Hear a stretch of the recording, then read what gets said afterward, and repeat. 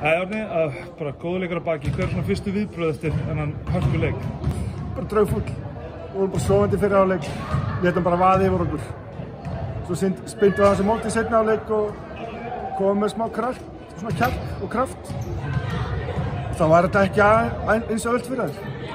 Svona, hvað er hægt að taka jákvæmt úr þessum leik inn í næsta til þess að ná að jafna seríuna? Já, ég meina hingað til þá var það bara labbað yfir okkur, bara vaðið yfir okkur.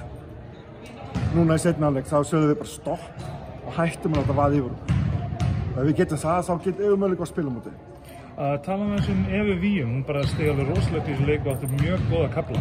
Já, hún átti mjög góða kafla. Hún og Marín tóku sirpur hérna bara þess að tóku bara hérna yfir. Við þurfum bara að fá meira frá þeim en bara frá öllum öðrum líka. Þetta er ekki tveggjamanna leikur. Já, það voru rosa margar í liðinu komnar í villuvandræði fljótt með margar með 4 villur í lok leiks. Er það bara varnarharkan eða eitthvað annað? Ég held að sé bara við vorum svolítið soft. Við þurfum bara að taka harðar og réttar á mót. Þannig að lóðið þá, hvað þarf þá að breytast fyrir næsta leik? Við þurfum að spila 4 leikluti eins og við gerum í seinni hálfleik í dag. Já, takk fyrir þetta.